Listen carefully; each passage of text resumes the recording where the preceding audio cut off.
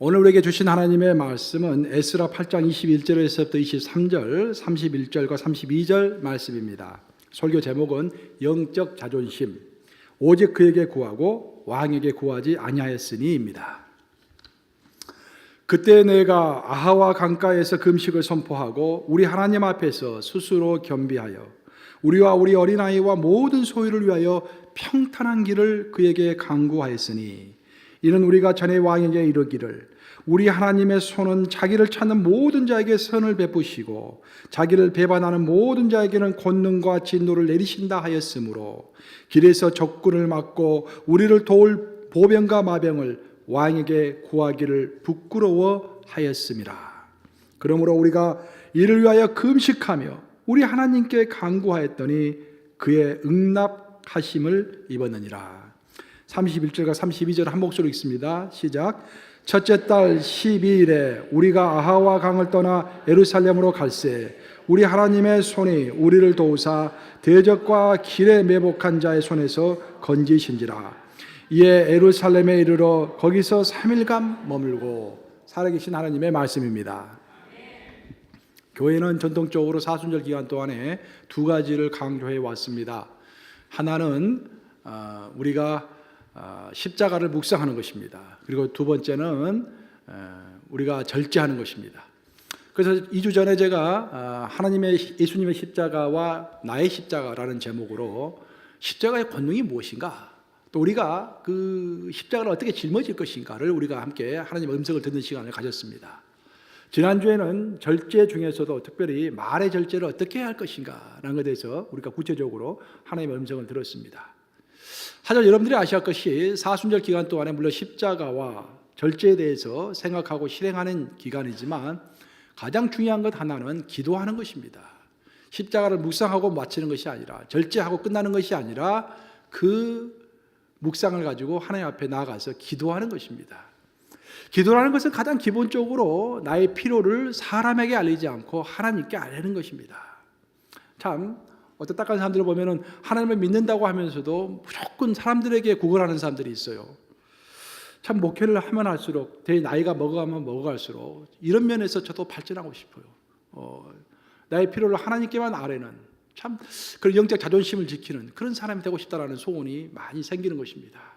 여러분들에게도 그런 축복이 있으시기를 주님의 이름으로 축복합니다. 우리가 나의 필요를 사람에게 아뢰지 않고 세상에 알리지 않고 하나님께 아뢰는 것, 그것이 바로 영적 자존심입니다. 성경 읽어보면은 영적 자존심에 관한 글들이 종종 나오는데 성경을 살펴보면은 우리가 살려야 할 영적 자존심이 있고 우리가 죽여야 할 자존심이 있습니다. 먼저 우리가 살려야 할 자존심은 이 세상과 사탄 앞에서는 우리의 자존심을 끊임없이 살려야 합니다. 우리 함께 이사야 50장 6절과 7절 한번 같이 읽어보겠습니다. 시작. 나를 때리는 자들에게 내 등을 맡기며 나의 수염을 뽑는 자들에게 나의 뺨을 맡기며 모욕과 침뱉음을 당하여도 내 얼굴을 가리지 아니하였느니라.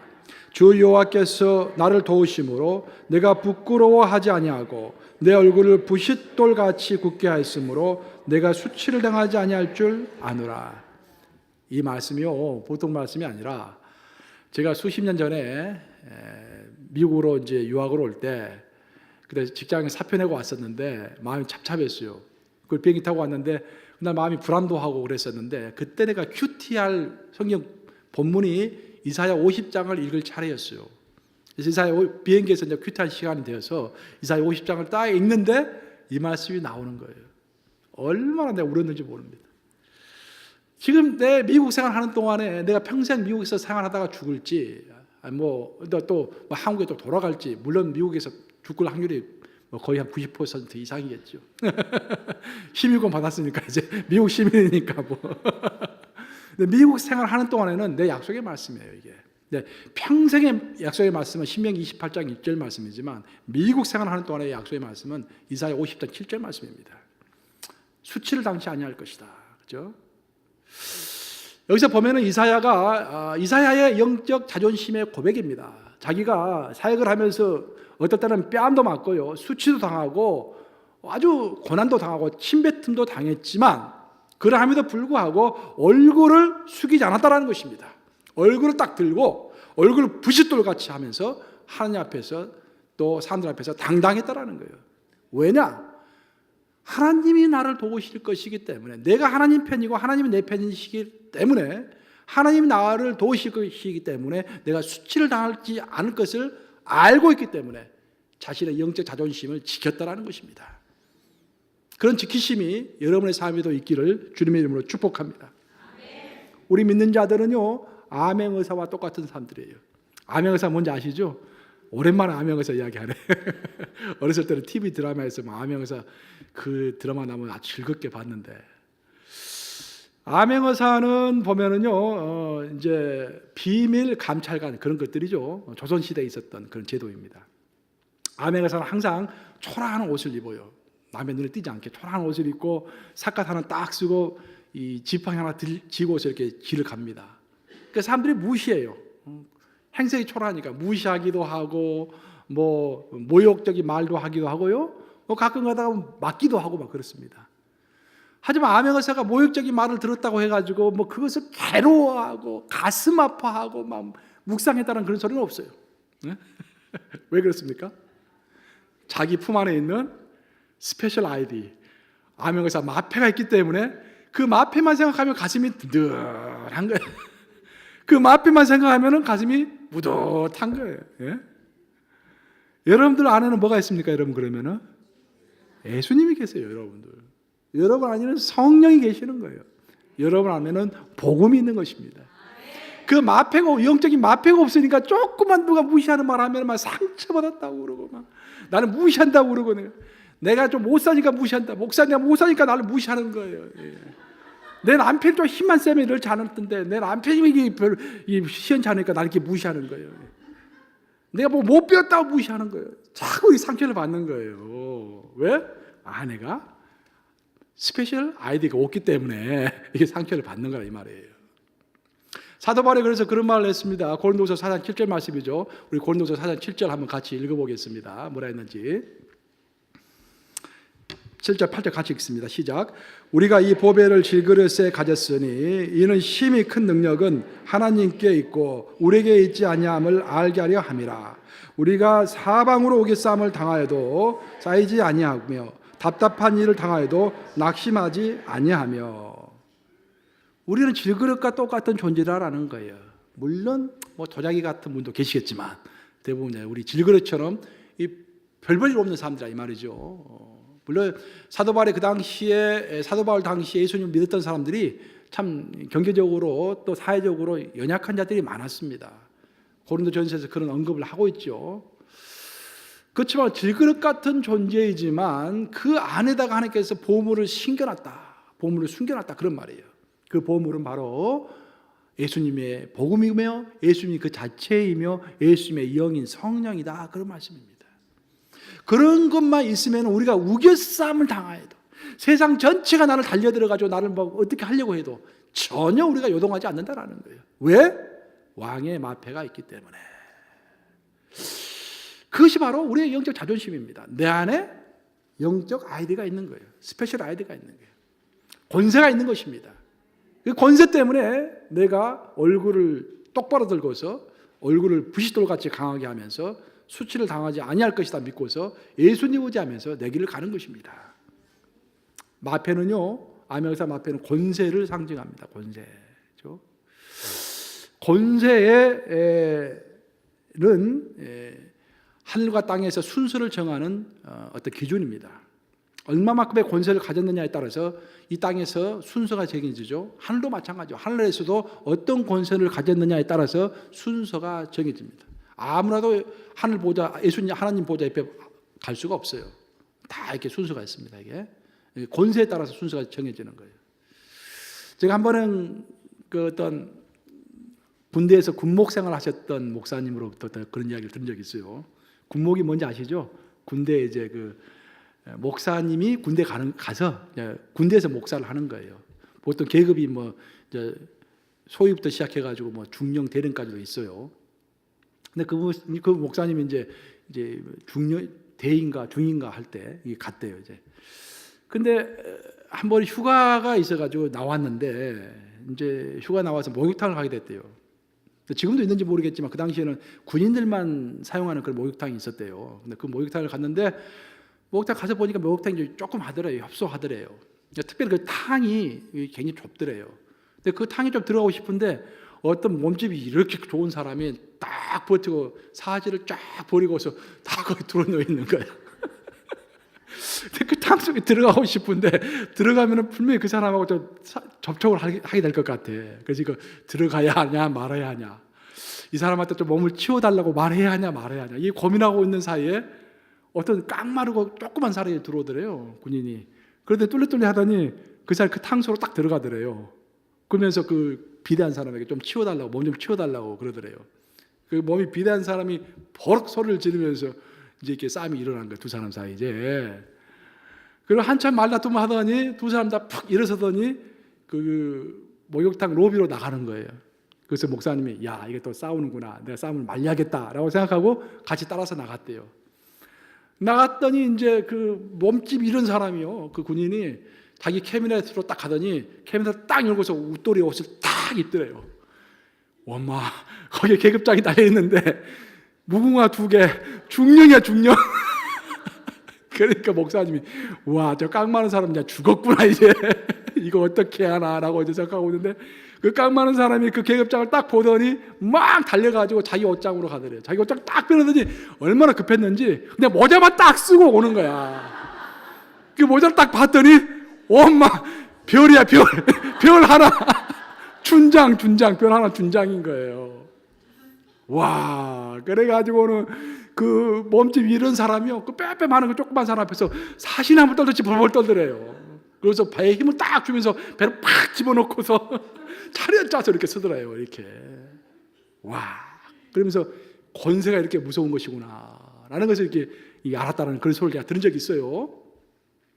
여러분, 사탄은 이 중령의 권세입니다.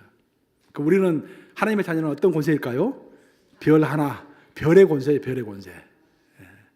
이걸 알아야 합니다. 우리가. 우리 권세 가진 자들이에요. 그래서 요한이 그런 말을 했지 않습니까? 요한에서 그 유명한 1장 12절과 13절 우리 함께 같이 읽어보겠습니다. 요한복음 1장 12절 13절 시작. 영접하는 자 곧 그 이름을 믿는 자들에게는 하나님의 자녀가 되는 권세를 주셨으니 이는 혈통으로나 육정으로나 사람의 뜻으로 나지 아니하고 오직 하나님께로부터 난 자들이니라. 이게 참 중요한 말이에요. 여기서 요한은 우리에게 어떤 중요한 비밀을 가르쳐주고 있는데 권세에는 3가지 종류의 권세가 있다고 가르쳐줍니다. 첫째는 여기서 보는 바와 같이 혈통과 육정에서 나오는 권세가 있어요. 태어날 때부터 금수저를 물고 태어나는 것입니다. 태어날 때부터 영국 황실의 황태자로 태어나는 거예요. 그것이 혈통과 육정으로 얻는 권세입니다. 반면에 사람의 뜻으로 나는 권세가 있습니다. 사람들이 주는 권세예요. 사람들이 투표해가지고 대통령을 뽑습니다. 그 대통령은 사람이 주는 권세를 받는 거예요. 그렇죠? 또 회사의 중역도 마찬가지예요. 회사 중역도 사람이 중역으로 뽑아줍니다. 그 권세를 갖는 거예요. 어떤 모든 공동체의 지도자는 사람이 뽑아서 자기가 권세를 갖는 거예요. 하지만 그 어떤 혈통으로나 육정으로나 사람의 뜻으로 난 권세를 뛰어넘는 권세가 있는데 그 권세가 어떤 권세라? 하나님의 아들을 믿는 자들에게 주는 하나님의 자녀가 되는 권세라는 거예요. 한번 따라서 해보시겠습니다. 하나님의 자녀가 되는 권세. 놀랐지 않습니까? 여러분, 이 권세를 알고 계세요? 이 권세를 누리고 계십니까? 이 권세를 고백하고 계십니까? 우리 믿는 자들에게 고백이 항상 중요한 거예요. 하늘의 보화가 엄청나게 많은데 그 하늘의 보화가 있으면 뭐합니까? 내 것이 돼야지. 하늘의 보화를 내 것으로 삼는 것은 고백하는 것입니다. 제가 몇 번 이야기했지만 우리 구원을 어떻게 얻습니까? 구원을 믿고 입으로 고백함으로 구원을 얻는 거예요. 그렇죠? 십자가의 권세를 어떻게 우리가 내 것으로 만듭니까? 십자가의 권세를 믿고 내 것으로 고백함으로써 내 것이 되는 거예요. 하나님의 권세도 마찬가지입니다. 하나님께서 하나님의 자녀가 되는 권세를 우리에게 주셨으니까 이 권세를 믿는 거예요. 고백하는 것입니다. 행동하는 것입니다. 그래서 사도행전 26절을 읽어보면요, 제가 사도행전 중에서도 진짜 좋아하는 장 중에 하나가 26장이에요. 사도행전 몇 장까지 되어 있습니까? 28장. 26장에 가보면 어떤 내용이 나오냐면은 이 사도 바울이 이제 감옥에 갇힙니다. 로마로 끌려가기 전에 가이사랴 빌립보 감옥에 갇혀 있는데 그때 이제 아그리빠 왕 앞에 서는 그런 장면이 나와요. 생각해 보세요. 사도 바울은 그 안에도 몰골이 별로 장대하지 못한데 그 감옥에서 고생 많이 했으니까 굉장히 찌든 그 몸 형태를 가지고 있었겠죠. 영적으로 심적으로 얼마나 힘들었겠어요. 그런데 가이사랴 빌립보에 가시면은요, 여러분들은 이제 아마 그 성지순례 가시면은 이제 가게 될 건데 가이사랴 빌립보가 굉장히 아름답습니다. 인공으로 만든 항구 도시예요. 그래서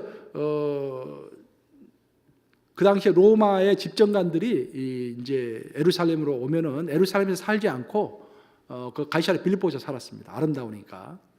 근데 그 어마어마하게 아름다운 궁전에서 그 왕이 보좌에서 딱 앉아 있고 그 옆에 신하들이 쫙 줄 서 있는 거기서 이 초라한 바울이 그냥 세수도 제대로 못하고 감옥에 갇혀 있다가 이제 왕 앞에 나오는 거예요.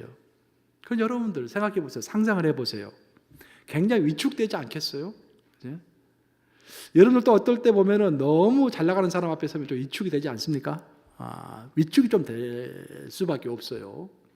그런데 바울이 전혀 위축이 되지 않습니다. 그러면서 왕 앞에서 왕이시여 하면서 자신이 믿는 말을 가감없이 정확하게 선포합니다. 오히려 전도하는 거예요. 그 왕 앞에서. 그 모든 힘이 어디서 나왔겠습니까? 자신의 권세를 알고 있었기 때문에 그 권세를 통하여서 하나님 앞에서 그 어떤 세상 사람 앞에서 가감없이 하나님의 권세를 가지고 복음을 전하는 것입니다. 그것이 사도 바울이 가지고 있었던 영적 자존심입니다. 구약을 읽어보면은 에스더서를 읽어보면은 거기에 모르드게 이야기가 나오죠. 그 당시에 모르드게가 바사 제국에서 살고 있을 때 바사 제국의 제2인자는 하만이었습니다. 그렇죠? 근데 하만은 사탄이 세운 2인자예요. 하나님이 세운 2인자는 애굽에서 세운 요셉입니다. 그렇죠? 보면 우리 정치 지도자를 볼 때도요, 분별할 수 있어야 돼요. 이게 사탄이 세운 정치 지도자인지 하나님이 세운 정치 지도자인지. 성경을 읽어보면 명확히 나오잖아요. 하만은 사탄이 바사 제국의 2인자로 세운 사탄의 하수인으로서의 대표적인 사람입니다. 반면 요셉은 하나님의 종으로서의 대표적인 사람으로 애굽 제국의 2인자가 됐던 사람이에요. 그런데 하만이 2인자이기 때문에 길을 가면은 모든 백성들은 하던 일을 다 멈추고 고개를 숙이고 땅에다가 머리를 대고서 그냥 절을 했어야 했어요. 근데 딱 한 사람만 절을 하지 않는 거야. 누굽니까? 모르드게는 절대 절을 하지 않았어요. 그러니까 하만이 괘씸하게 생각했죠. 그래서 모르드게 민족인 이스라엘 족속을 전부 죽이려고 계획을 세우죠. 하지만 하만은 자신이 있었어요. 왜? 하나님이 자기 편이라고 생각했기 때문에. 그런 자신감이 바로 영적 자존심인 거예요, 여러분들. 그런 자신감을 가지고 살아가십니까, 여러분? 그런 자신감이 있어야 돼요. 하나님이 내 편이시다. 근데 말로만 내 편이 아니라 평상시에 하나님과 친하게 지내야 하나님 나를 좋아한다는 것을 알 수 있을 거 아니에요. 그렇죠? 평상시에 별로 밥도 같이 안 먹고 별 이야기도 안 하는데 그 사람 나를 내 편이다. A 집사님이 당신 편이라고 하던데 진짜 그 편 맞아요? A 집사라는 사람 생각도 안 나는데요. 누군지 모르겠는데 그래 얼마나 민망해요 이게. 평상시 하나님하고 친하게 지내야지. 그래야 하나님 내 편이다라는 그런 확신이 서는 거예요. 그 하만의 영적 자존심입니다. 절하지 않았던 거예요. 사탄의 하수인에게 절을 하지 않았어요. 그래서 하나님께서 하만을 보호하셨죠. 그걸 승리하게 하십니다. 이렇게 우리 믿는 자들은 세상과 사탄 앞에서는 우리의 자존심을 마음껏 살려야 돼요. 절대 기가 죽으면 안 됩니다. 하지만 정반대로 어떤 경우에는 우리의 자존심을 죽여야 할 때가 있어요. 하나님 앞에서는 우리의 자존심을 죽여야 합니다. 마가복음 7장을 읽어보면요, 스로보니게 여인 이야기가 나오죠. 예수님께서 두로 지역으로 여행을 가셨습니다. 두로라고 한다면 오늘날로 말하면 레바논 지역이죠. 그러니까 이스라엘 땅을 벗어난 지역이에요. 이방인 땅에 여행을 가셨는데 거기서 어느 한 집에 들어가셔서 계셨는데 그때 어떤 이방 여인이 그 많은 사람들 틈을 다 헤치고 예수님 앞으로 나옵니다. 그리고 예수님의 발 아래에 딱 엎드리고 예수님께 말씀하는 거예요. 예수님, 제 딸이 귀신 들렸습니다. 제 딸에게서 귀신을 쫓아내 주시옵소서 라고 외칩니다. 근데 이게 보통 일이 아닌 것이, 여러분들, 이 여인이 지금 예수님과 단 둘이 있는 게 아니라 많은 사람들이 있는 가운데서 공개적으로 예수님께 지금 요청하는 거예요. 왜 이게 어렵겠습니까? 자기 딸이 귀신 들렸다는 것을 동네방네 알리고 싶은 사람 있을까요, 여러분들? 아무도 없죠. 다 이렇게 말하고 싶지 않죠. 그래서 많은 성도들이 이 상담하러 와가지고 마지막에 하는 말은, 목사님만 알고 계세요. 병이 났다라는 거예요. 너 이게 뭐 경제적으로 어렵다는 거, 가정 문제가 있다는 거 알고 싶지 않은 거예요, 이게. 그렇죠? 근데 이 여인은 그렇지 않았어요. 뭐 이거 여인이 잘했다 못했다가 문제가 아니라, 아까 이 여인의 상황을 여기 설명하는 것입니다. 이 여인은 공개적으로 내 딸이 귀신 들렸습니다라고 이야기해요. 자기 자존심을 완전히 그냥 구기는 거야, 지금. 그 더 하나 더 중요한 것은 뭐냐면은, 두로 지역과 유대인들 사이의 관계가 별로 좋지 않습니다. 오늘날로 말하면 한국과 일본 사이 정도, 그 정도까지는 아니지만 상당히 관계가 좋지 않아요. 예를 들어서 일본 남자 앞에서 한국 여자가 와서 막 자존심 센 여자가 와서 무릎 꿇고 막 사정하고, 그게 가능하겠어요? 어렵죠, 그게. 쉽게 이야기하면 이 스로보니게 여인이 완전히 자존심을 다 내려놓고 예수님께 매달리는 것입니다. 그러니까 이 정도 되면은 우리 예수님은 사랑이 많으시잖아요. 우리 예수님은 또 온유하시잖아요. 친절하시잖아요. 그러니까 당연히 그 여인의 요청을 받아주셔야겠죠. 근데 예수님께서 뭐라고 하셨습니까? 마가복음 7장 27절입니다. 한번 같이 읽어보겠습니다. 마가복음 7장 27절 시작. 예수께서 이르시되 자녀로 먼저 배불리 먹게 할지니 자녀의 떡을 취하여 개들에게 던짐이 마땅치 아니하니라. 놀라운 말씀입니다. 상처 주는 말이에요. 여기서 자녀는 유대인들이에요. 유대인들에게는 내가 능력과 어떤 기사를 베풀 수 있지만 너 같은 개들에게는 내 능력 베풀어 주지 않겠다라는 거예요. 엄마. 이 말 들으면 여러분 어떻겠어요? 그래 안에도 자존심이 센 우리 롱아일랜드 이 성도들, 얼마나 자존심 센 롱아일랜드 주민들이 미국에서 제일 자존심 센 것 같아, 내가 보니까. 이 말 들으면 아니 여기 아니면 내 딸 못 고치나, 이 교회 아니면 교회가 없나 라고 외치면서 금방 튕겨 나갔을 거예요. 예? 분명히 그랬을 거예요, 내가 봤을 때. 그런데 놀랍습니다. 그 바로 다음 구절 28절에서 그 여인이 이야기합니다. 한번 같이 읽어보겠습니다. 여자가 대답하여 이르되 주여 올소이다마는 상 안의 개들도 아이들이 먹던 부스러기를 먹나이다. 주여 은혜의 부스러기라도 나에게 좀 주시옵소서. 나는 개 맞습니다. 개입니다. 개니까 은혜의 부스러기라도 좀 주시옵소서 라고 간절히 예수님께 매어 달리는 거예요. 자신의 자존심을 완전히 죽이는 것입니다. 그때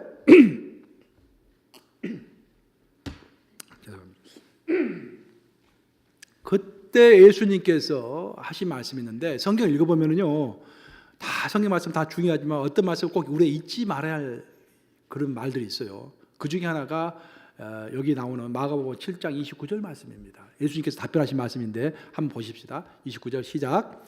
예수께서 이르시되 이 말을 하였으니 돌아가라 귀신이 내 딸에게서 나갔느니라 하시매. 여기서 무슨 말이 중요하겠습니까? 여기서 이 말을 하였으니, 한번 따라 해보시기 바랍니다. 이 말을 하였으니, 이 말을 선포하였으니, 이 말을 고백하였으니. 너무도 중요한 말이에요. 너가 이미 믿고서 이 말을 선포하고 고백했으니 너의 딸은 이미 나았다라는 거예요. 예수께서 손 얹어서 안수하지 않았습니다. 예수께서 귀신 물러가라고 명령도 하지 않았어요. 예수께서 어떤 조치를 취하기 전에 이미 상황은 종료화됐는데, 그 이유는 그 여인이 예수의 권세를 믿고서 그 말을 하였기 때문에 모든 게임이 끝이 난 것입니다. 따라서 해보시기 바랍니다. 이 말을 하였으니, 이 말을 선포하였으니, 이 말을 고백하였으니. 잊지 마세요, 여러분들. 나만 장군도 마찬가지입니다. 구약에 보면 나만 장군이 아람 제국의 군대 장관이었습니다. 아람은 오늘날로 말하면 시리아죠. 그 당시에는 오늘날은 별볼일 없는 나라지만 그 당시에는 굉장히 강대국이었어요. 거의 군대 장관, 국방부 장관입니다. 그 사람이 시골에서 살고 있는 시골 영감인 엘리사에게 찾아온 거예요. 자존심을 구기고. 근데 엘리사가 나가서 마중을 하지 않았습니다. 얼굴도 보지 않았어요. 굉장히 치욕적이고 모욕적이에요. 그러고 나서 요단강에 가서 7번 물 담그시오. 그러니까 나만 장관이 화가 났습니다. 아니 시골 영감탱이가 뭔데 나를 이렇게 무시하냐고 이렇게 생각을 했어요. 아니 그랬는데 마음을 고쳐먹었습니다. 고쳐먹고 요단강가에 가서 자신의 믿음의 행동을 한 것입니다. 수르보르게 여인은 믿음의 말을 한 것이고 나만 장군은 믿음의 행동을 한 것입니다. 요단강에 실제로 7번 물을 담갔습니다. 어떤 일이 벌어졌습니까? 그의 나병이 완전히 나음을 입은 거예요. 엘리사가 손을 져서 안수하지 않았습니다. 엘리사가 명령도 하지 않았어요. 병 치유를 위해서. 단지 그가 믿음을 가지고 순종해서 믿음의 행동을 했을 때 그 나병이 다 나아버린 거예요. 이것이 영적 질서이며 영적인 법칙입니다, 여러분. 무엇보다 중요한 것이 우리의 고백이에요, 여러분들. 오늘 본문을 보시면은 학사인 에스라의 자존심이 나옵니다. 에스라는 학사였습니다. 성경을 매일 연구하고 하나님의 말씀을 연구하고 하나님의 말씀을 가르치는 직업이었어요. 학사예요. 그런데 성경 인물 중에서 가장 좋아하는 인물 중에 하나가 에스라예요. 이런 사람이 좀 되고 싶어요. 성경에 완전히 정통하고 하나님의 뜻을 제대로 알아가지고 제대로 가르칠 수 있는 학사. 그래서 이름을 에스라라고 지으려고 했는데 사람들이 데이빗이라고 이름 지으면 더 외우기 쉽다고 그래서 그 데이빗이라고 이름을 지었어요. 데이빗 원근 강. 예, 네, 이름이. 근데 우리가 이제 백그라운드를 좀 보시면은 이제 이스라엘하고 유다 제국하고 바빌론 제국이 전쟁을 하죠. 그래서 유다 제국이 형편없이 지지요. 전쟁에서 져서 유다 제국에 있는 뭐 다니엘과 같은 똑똑한 사람들은 다 끌려갑니다. 바빌론으로 포로로 끌려가요. 근데 포로로 끌려가서 70년을 고생했죠. 70년을 고생하는 사이에 바벨론이 바사 제국, 성경에는 바사 제국으로 나오지만 오늘날로 말하면은 페르시아 제국이죠. 페르시아 제국에 망합니다. 그리고 이제 바사 제국의 왕이 등극을 하는데 그게 고레스 왕이에요. 고레스가 왕이 되고 나서 이스라엘 민족들을 이제 자기 나라로 갈 수 있도록 길을 열어줍니다. 그것을 이제 포로 귀환이라고 하는데 그 포로 귀환은 1차, 2차, 3차에 걸쳐서 이루어져요. 제일 먼저 포로 귀환은 유다 제국의 왕족이었던 수르바벨이라는 사람이 이스라엘 백성들을 다 이끌고 원하는 사람들을 이끌고 이제 돌아갑니다. 자기 나라로 돌아가요. 자기 나라로 돌아가지고 뭘 했을까요? 그들이 제일 먼저 한 게 성전을 건축한 거예요. 그러니까 여러분들 성경을 읽어보면 성경에 하늘의 법칙이 다 나와 있어요. 무조건 아무 일이나 하는 것이 아니라요. 하나님의 나라에서는 우선순위가 있습니다. 일의 우선순위가. 하나님이 제일 먼저 우선순위로 보신 것은 파괴된 땅에 제일 먼저 세워야 할 것은 성전이라고 생각하신 거예요. 그 성전을 제일 먼저 짓겠습니다. 그 성전을 제일 잘 지을 수 있는 그 영적 리더십이 있는 수르바벨을 지도자로 세우신 거예요. 그러고 나서 세월이 한 80년 흘렀습니다. 80년이 흐른 다음에 하나님께서 또 기회를 주셔가지고 2차 귀환이 이루어집니다. 그 2차 귀환을 이끌었던 사람이 바로 오늘 본문의 주인공인 에스라입니다. 학사 에스라가 그 사람들을 이끌고 이제 예루살렘으로 돌아온 거예요. 하나님께서는 에스라에게 무엇을 맡겼습니까? 무슨 일을 하도록 했습니까? 영적 부흥. 그죠? 영적 부흥. 먼저 성전이고 그 다음에 영적 부흥인 거야. 그러고 나서 또 세월이 지나서 3차로 하나님께서 또 기회를 주셔가지고 느헤미야로 하여금 백성들을 이끌고 또 귀환하게 하도록 했습니다. 하나님께서 느헤미야로 하여금 무엇을 하게 했습니까? 예루살렘 성벽을 쌓게 했어요.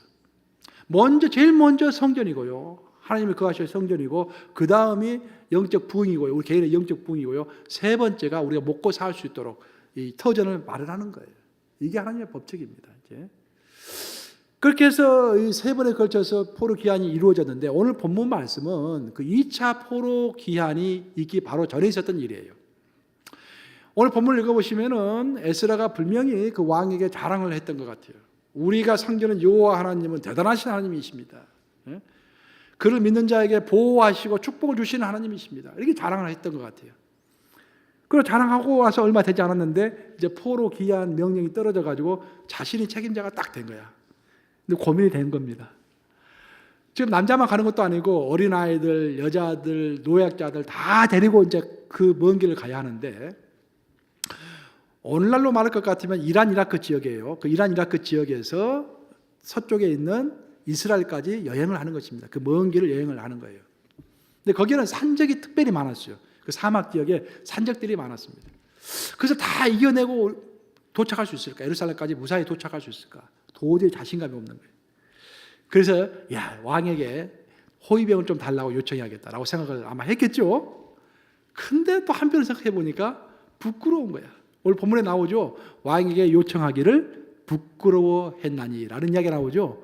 왕에게 부탁하기가 부끄러운 거야. 왜? 평상시에는 내가 하나님을 믿는 사람이라고, 하나님 나를 보호하신다고, 하나님 날 잘되게 해주실 거라고, 하나님 날 축복하실 거라고 마음껏 자랑하고 선포했는데 이제 와서 겁이 나가지고 왕이시여 좀 도와주시옵소서 말하기가 이게 부끄럽다 이 말이에요. 이게 에스라의 자존심인 거야. 그래서 에스라가 왕에게 부탁하지 않습니다. 부탁하는 대신에 뭐 합니까? 전부 모여라. 우리가 살 게 딱 하나밖에 없다. 죽으나 사나 하나님을 의지하는 길밖에 없다. 그렇게 하고 금식을 선포하는 거예요. 금식을 선포하고 어린아이들까지 전부 하나님께 기도한 것입니다. 그 기도의 힘으로 출발합니다. 우리가 결론 부분 읽었죠. 결론이 어떻게 나옵니까? 무사하게 예루살렘에 도착했다라고 마지막 구절이 나오죠. 에스라 8장 마지막 부분에 나옵니다. 이것이 에스라의 자존심인 거예요. 에스라 8장 21절 한번 읽어보겠습니다. 시작. 그때 내가 아하와 강가에서 금식을 선포하고 우리 하나님 앞에서 스스로 겸비하여 우리와 우리 어린아이와 모든 소유를 위하여 평탄한 길을 그에게 간구하였으니.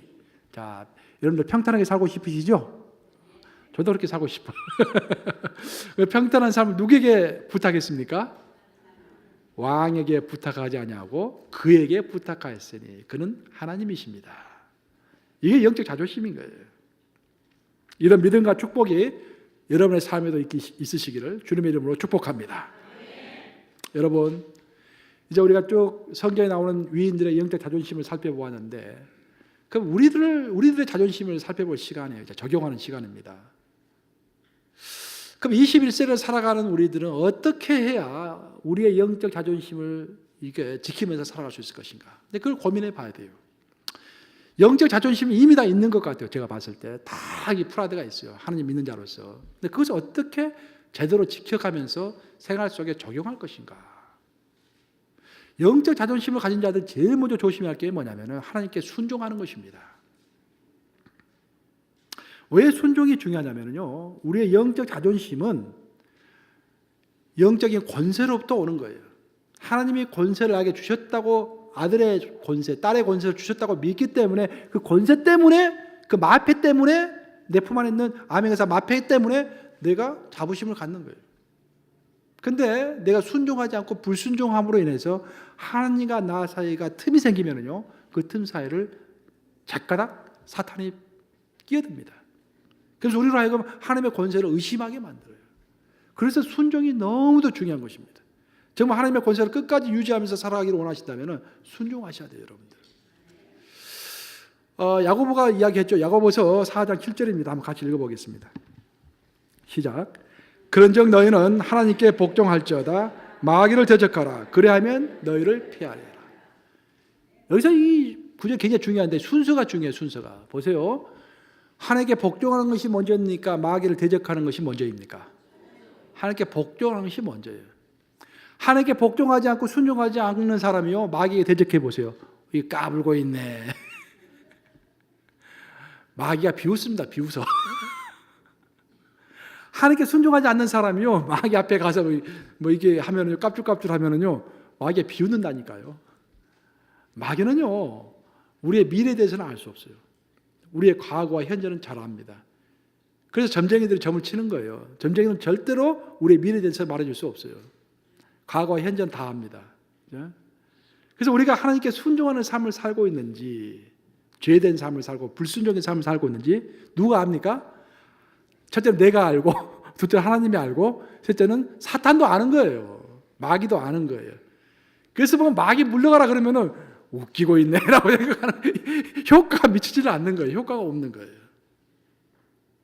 정말 영적 자존심을 지키면서 영적 자존심을 발휘하면서 살고 싶으면요, 첫째 하나님께 순종해야 합니다. 그 다음에 사탄에게 대항하는 거예요. 그래야만이 우리의 영적 자존심이 계속 머무는 것입니다. 두 번째로 우리가 영적 자존심을 계속해서 지켜가려고 하면은 꼭 알아야 할 게 뭐냐면은 하나님께서 우리에게 필요하신 만큼만 우리에게 자존심을 주신다라는 거예요. 자존심과 교만은요 종이 한 장 차이입니다, 여러분. 종이 한 장 차이. 자존심이 조금 과하면요 교만해요, 그건. 그렇죠? 그래서 하나님께서 조절하시는 거예요. 딱 우리에게 맞는 만큼만 자존심을 주시는 것입니다. 제가 언젠가 책을 읽었는데 그 플리머스 개척에 관하여라는 책을 제가 그 내용을 읽었어요. 근데 브래드포드가 쓴 책인데 이제 청교도들이 플리머스에 최초로 뉴잉글랜드 플리머스에 최초로 도착해가지고 어떻게 살았는가를 쓴 책이에요. 근데 아주 은혜가 있었어요, 저한테. 한 부분을 제가 여러분들에게 소개해드리고 싶습니다. 제가 잠깐 읽어드릴게요. 5월 셋째 주부터 7월 중순까지 계속해서 비가 내리지 않고 더위가 겹치는 큰 가뭄으로 말미암아 옥수수들이 심하게 시들기 시작하고 땅들은 시든 풀처럼 바싹 말라갔다. 이에 우리들은 겸손한 자세와 뜨거운 기도로 하나님을 찾기 위해 엄숙한 금식 기도일을 정했다. 그러자 하나님은 자비롭게도 신속한 응답을 내리심으로써 우리도 놀라고 인디언들도 놀랐다. 하루 종일 구름 한 점 없이 비가 올 징조는 전혀 보이지 않는 맑고도 매우 뜨거운 날씨였는데 저녁 무렵이 되자 구름이 모여들기 시작하더니 곧 단비가 대지를 촉촉히 적시는 것을 보고 우리들은 크게 기뻐하며 하나님을 찬양했다. 이게 중요해요. 보통 긴 가뭄 끝에 비가 내릴 경우에는 대개 천둥 번개를 동반한 폭우가 쏟아진다. 그래서 옥수수 밭을 다 망가뜨리곤 한다. 그랬더라면 추수의 마지막 희망마저 무너져 버렸을 것이다. 그런데도 놀랍게도 그때 그런 비가 내리지를 않았다. 강풍이나 천둥을 동반하지 않고 보슬비가 내렸다.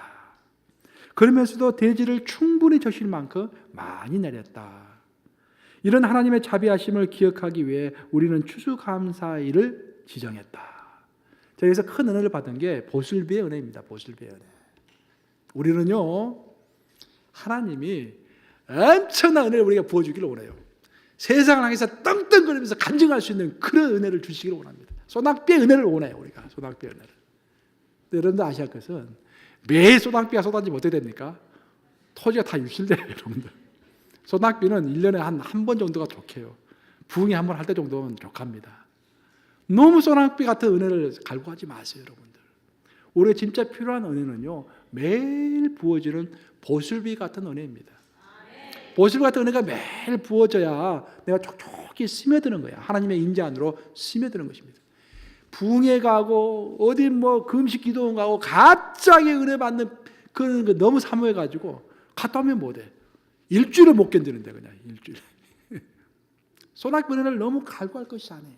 보슬비 은혜입니다. 보슬비 은혜. 어제 고백했잖아요. 하나님께서 소낙비를 주셨더라면 우리가 이미 가지고 있는 것조차 다 없어질 뻔했다고.